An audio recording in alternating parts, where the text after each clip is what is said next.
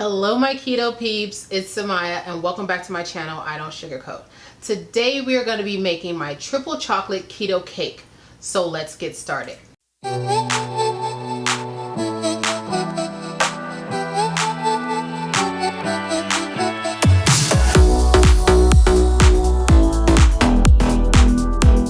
So today is my daughter's 16th birthday and I figured what better day than today to make this cake. Also, you guys have been sending me messages and requesting this video so much since I first posted a picture of it. So let's go ahead and jump into this recipe. Okay, we're gonna start by mixing all of our dry ingredients first. So in this bowl, I have a half a cup of Lupin Flour.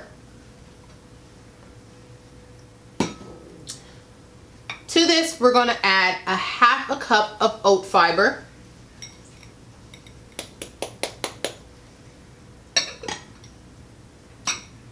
Then we're going to add half a cup of black cocoa powder. You could use regular cocoa powder for this, but I really think that using black cocoa powder makes this cake so much better because the icing that we're going to put on it is going to be made with regular cocoa powder, and that's how it's going to be a triple chocolate cake.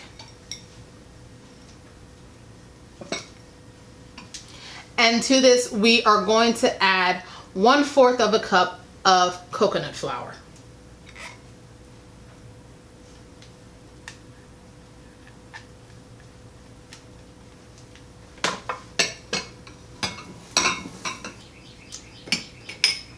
Okay, and now in this bowl here I have a half a teaspoon of salt, a half a teaspoon of xanthan gum, and 1 tablespoon of baking powder.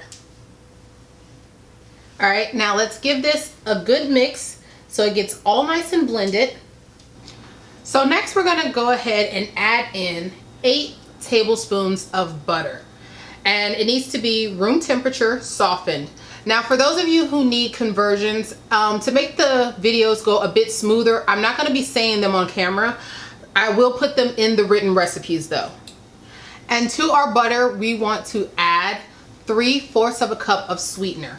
However, I'm using pure, so I'm going to be adding 1/4 of a cup plus 1/8 of a cup, which is 3/8 of a cup, but to measure it out right, just do 1/4 and then 1/8 if you're using a sweetener that is 2 times the sweetness.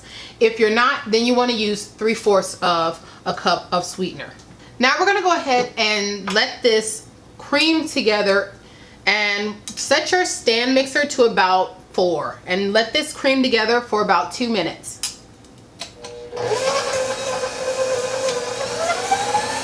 Maybe a little higher, probably 6. So now you want to go ahead and scrape down the side of your bowl and get your butter collected at the bottom. And now we're going to start adding our eggs, and we want to do 1 at a time.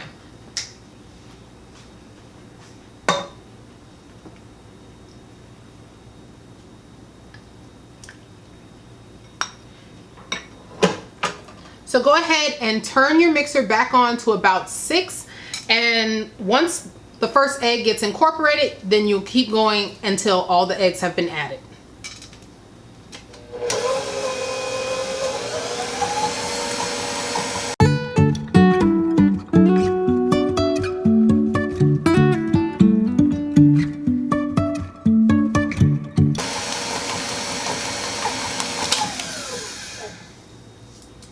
So now that our eggs are all in, we want to go ahead and start adding in our milk. And right here I have 1 1/3 cup of cashew milk, but you can use whatever kind you prefer. And I also have 1 teaspoon of vanilla, and I have 1 teaspoon of cake batter extract. I mean, we're making cake, so obviously. And we're also going to be adding in some sour cream, and you don't want to skip this, you guys, because this is what's going to give the cake that nice moisture. So I have 1/3 of a cup of sour cream here. So go ahead and turn your stand mixer back on, and then we'll start adding in our ingredients. Okay,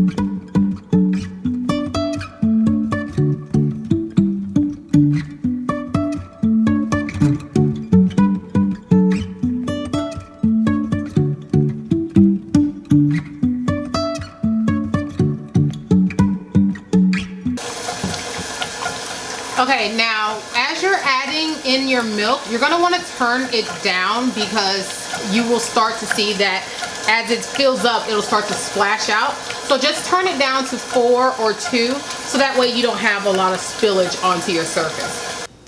Okay, and now it's time to add in our dry ingredients. And you guys, wait till you smell this cake batter.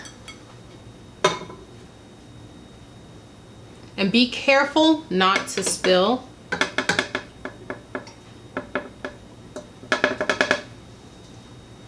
Okay. Okay, and now turn your mixer back on to 2 or 4 and let this go ahead and mix until it's all the way incorporated. So our cake batter has gotten nice and thick, and that's what we want. We want it to be thick. And it smells amazing, you guys. It smells sort of like an Oreo cookie. Like, that's what it reminds me of. And now it has completely got all nice incorporated. So what we want to do is we want to go ahead and take our bowl off, and we're just going to give it a good stir with our spatula here just to make sure everything is all nice and mixed together before adding it to our pans. So I'm going to go ahead and now give this a good mix just to get all the sides scraped down, and to scrape my spatula along the bottom for anything that the mixer might not have been able to grab. Yeah, see, you might see the same thing in yours, that there is some butter still in the bottom, but that's fine. You can go ahead and mix that yourself.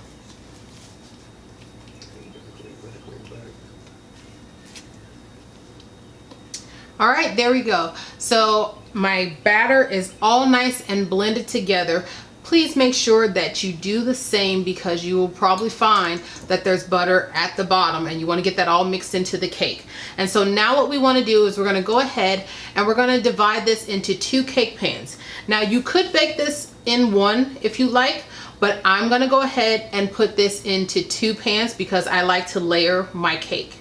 So I have 2 9 round pans here, 9-inch round pans, sorry, and I've already got them oiled, and I have a piece of parchment paper in the bottom, so that way it makes for easy removal. So you don't want it to stick, and you want it to come out perfectly, so that way we can ice it nice and get it all nice and iced.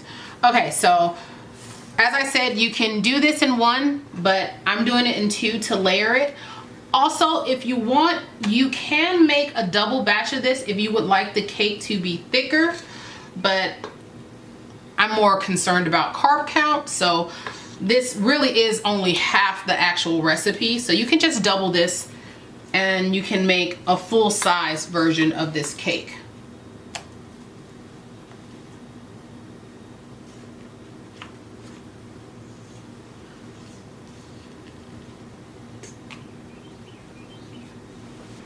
So now we're going to go ahead and get the batter spread out evenly into the bottom of the pan, because as I said, this batter is very thick, so it's not going to spread out on its own. You're going to have to manually spread it out.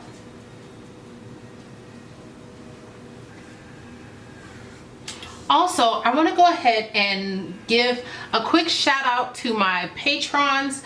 I wish I had the time to name you all individually, but I'm going to go ahead and have your names appear across the bottom of the screen here. Thank you so much for signing up and supporting me.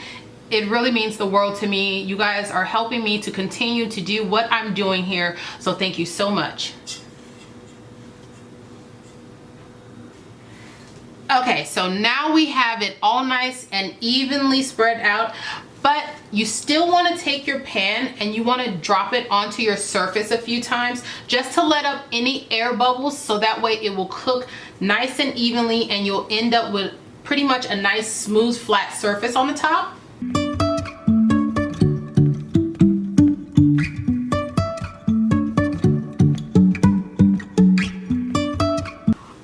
Now what we want to do is we want to go ahead and put these in the oven that has been preheating to 350, and we're going to bake these for roughly 15 to 20 minutes. And as I always tell you guys, it's going to pretty much depend on your stove. My stove tends to cook a little bit faster, so I might not even get up to 15 minutes, but try to check on it at around 10 minutes just to see how it's looking. If you feel like it's looking almost done, go ahead and stick it with a toothpick and see what that toothpick looks like when you take it out. But yeah, let's go ahead and get these in the oven, and then we will come back once these have cooled and I am ready to start icing them. Okay, you guys? See you in a bit. All right, the cakes are out of the oven and they look beautiful, you guys. As I said before, you can do this as one. As you can see, the layer is pretty thin, but I'm more concerned about my carb count than how thick the cake is. But if you want to do this thicker, then just double up this recipe and you'll end up with a much thicker layer each time.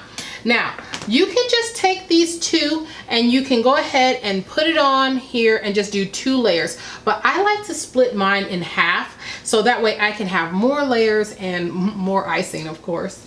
So what I'm gonna do now is I'm gonna put, for splitting, you can either just do it with a knife if you feel comfortable doing it with a knife, or you can buy one of these little gadgets, one of these little doohickeys right here. And I like to use this. And you're just basically gonna take it and saw back and forth like that. And you will get a nice even cut through your cake. So I'm gonna go ahead and I'm gonna add a little bit of icing to the bottom of this this little, oh goodness, I don't even know what it's called, you guys. I can't think of the name right now. But this will help the bottom layer of the cake to not slip and slide all over the place while we're icing it. So I'm just gonna add that bit of icing to this. Oh, and if you want to see the video for this icing, because I chose to make it separate so the video wouldn't be too long, I'll go ahead and link that in this corner or this corner. And you guys can go ahead and watch the video for that, so that way you will be able to have the exact same icing that I'm going to be using today. So now what I want to do is I'm going to go ahead and pick up this whole layer of cake and I'm going to place it right on top of that icing that I put on there. And you want to be very careful because this cake is very soft, very delicate, very moist, you guys. So you want to be very gentle. And now you want to take a spatula. You're going to need a large one, you guys. And you want to do this carefully. And you want to carefully go between these 2 layers. Try not to tear as best you can. Okay, I might need a second spatula, you guys, because I don't want to ruin this cake here. Janiyah, can you grab me a spatula from over there? That's the birthday girl right there. I mean, I'm sure you could tell because she's wearing a tiara. No, the big spatula. Yeah, that one. Perfect. Okay, so I'm going to go ahead and put another spatula under here. And then I'm going to very gently lift up this layer like so, and just set it right here back on the cooling rack. And then we're going to go ahead and start icing this cake.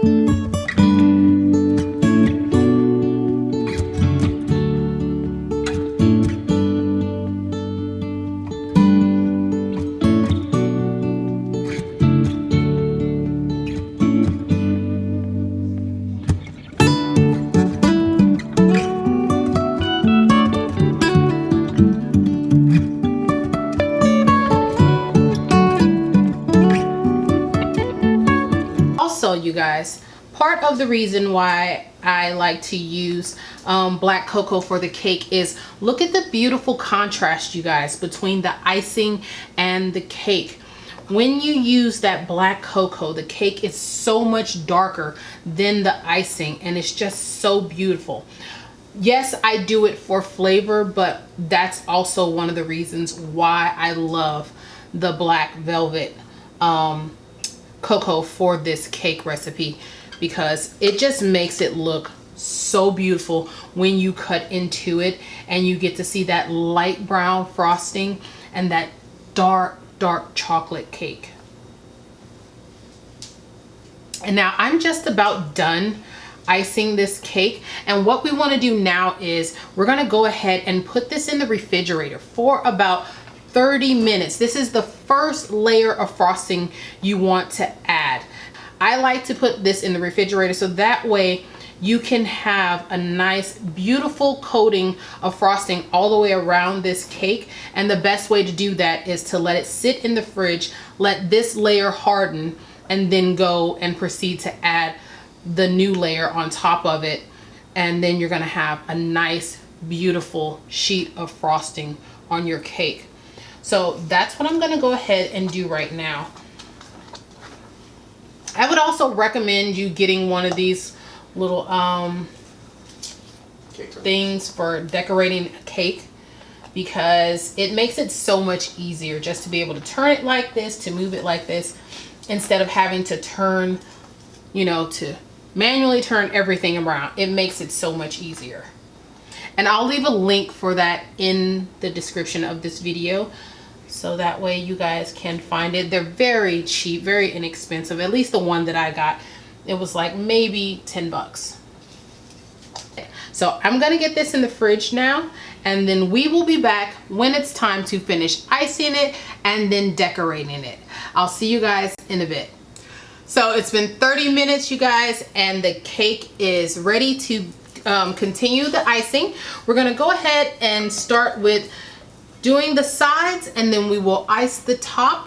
So I'm gonna just go ahead and fast forward through this part, and then when I'm done, we'll go ahead and do the last bit, which is adding the little bit of decoration we're gonna do to this cake.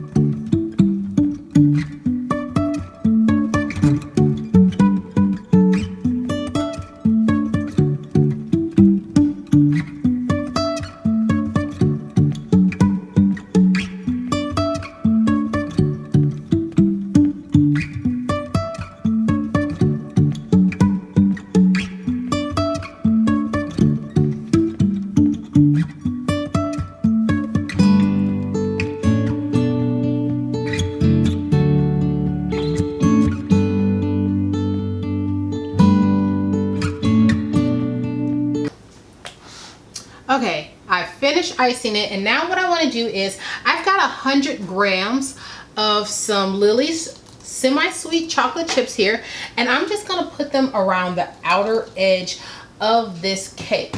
And now you can choose to do this or not, but I like to do it just because it just adds a little something extra to it, and it just makes the cake delicious.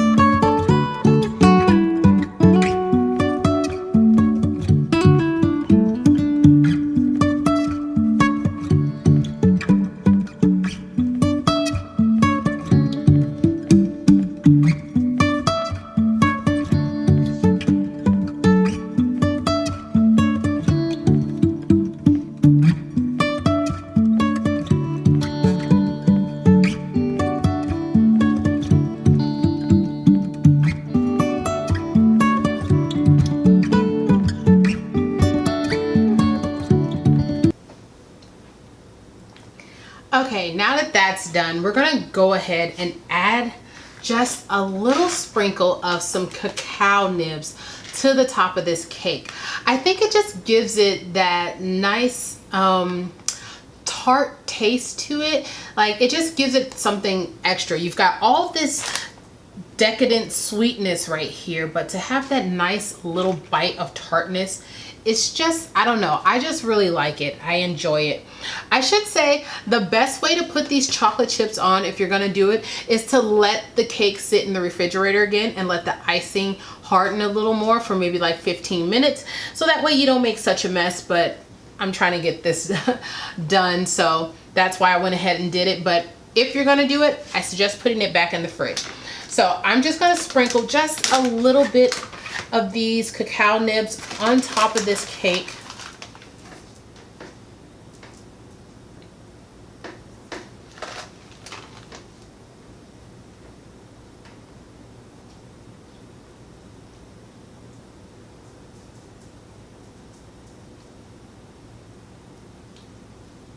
And I would say no more than like 2 teaspoons is needed. So I definitely think that, I mean, I'm eyeballing this, but I would suggest you measuring out how much you want to put. But I think that's plenty good right there. And now, because I had a little bit of icing left, I'm just going to go ahead and just add just a little bit of decoration around the edge here. Nothing fancy.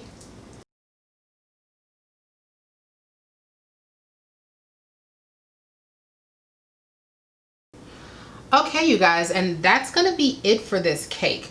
Now, I would totally try this for you guys on camera, but it's not quite my eating window, and you guys know how strict I am about that. So what I am gonna do though, since it's my daughter's birthday, I'm gonna have her come on camera and try this for you guys. So first I'm gonna get this cut up, and then I'm gonna have her come in and try this and let you guys know what she thinks. And if you can see this, the cake just cuts so beautifully. It is so soft. It's just so moist, you guys. You're gonna love this cake. And some of my chocolate chips are falling off here.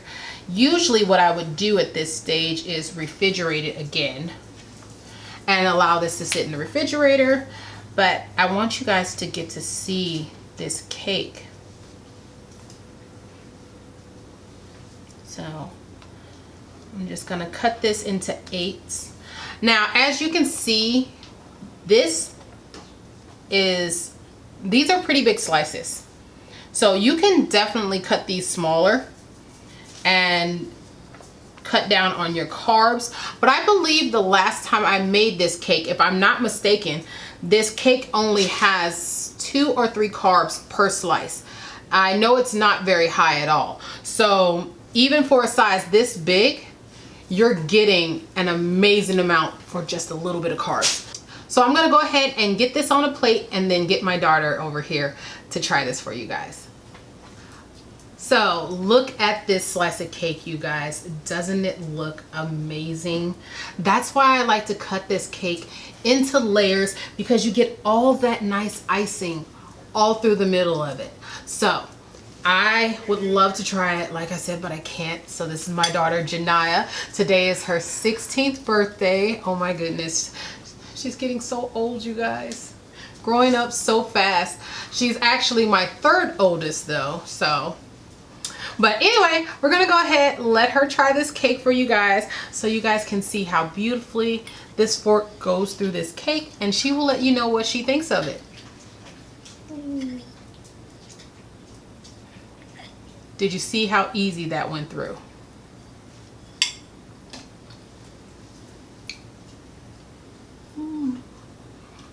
She doesn't really like chocolate cake, you guys. But like I said, I can't try it myself, and since it's her birthday, I decided to have her do it. Okay, so is the cake moist? Yeah. Okay, that's all we got. How about the sweetness? Is it sweetened enough? Yes. Oh my goodness. She's camera shy, you guys, so you're gonna have to excuse her. But yeah, you guys, this cake is amazing though, you guys. I can't express enough how amazing this cake is. The sweetness is just right, but you know, you can adjust it however you want. But the moistness of the cake is perfect. You guys are going to love this. This is going to be your go-to cake. And if you are a fan of chocolate cake, you're never gonna wanna, you're just not gonna be able to eat enough of it. I'm just gonna tell you that right now. Okay, so I'm gonna leave the nutritional facts for this in the description of the video.